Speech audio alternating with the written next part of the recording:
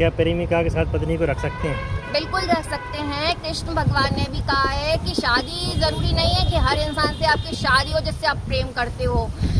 आप शादी करो या ना करो, प्रेम कर सकते हो। ज़रूरी नहीं है प्रेम करने के लिए कि आप किसी से शादी भी करो। शादी केवल एक बंधन होता है, केवल एक जिम्मेदारी है पति पत्नी के बीच में रिश्ते निभाने की। लड़के का कर्तव्य होता है कि वो लड़की का भरण पोषण करे, उसकी रक्षा करे, समाज में उसको कोई दिक्कत ना हो, कि कोई उसको पीड़ा ना दे, वो एक लड़की की रक्षा करे। इसीलिए एक लड़की एक वर का चयन करती है पति के रूप में, लेकिन ज़रूरी नहीं है कि वो आपका प्रेमी हो।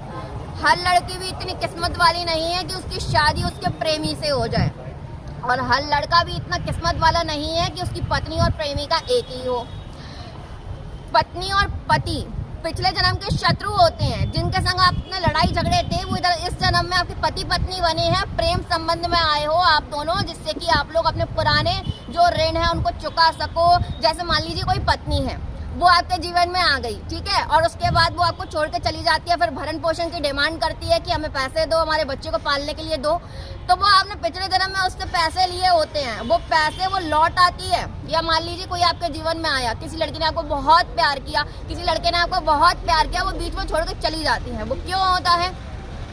मान लीजिए आप कोई कुत्ता लेकर आए, आपने उसको पाला, 2-3-4 महीने पाला और फिर छोड़कर आ गए। क्या कारण है? वही कुत्ता आदमी के रूप में पैदा हुआ, उसने अपना शरीर बदला। 84 लाख योनियां हैं, 84 लाख योनियां पार करने के बाद हमें मनुष्य योनि मिलती है। ये बहुत दुर्लभ शरीर है, मनुष्य योनि में प्राप्त हुए। फिर उसके बाद हमने जो पिछले जन्म में उसको कष्ट दिया था, वो कुत्ते को बीच रास्ते में छोड़ के आ गए थे, या तोता पाला उसको छोड़ के आ गए, वो आपको आके प्रेम करता है और फिर आपको विलाप होता है उसके जाने का।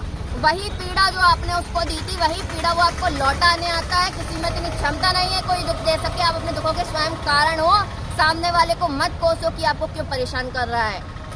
राधे राधे।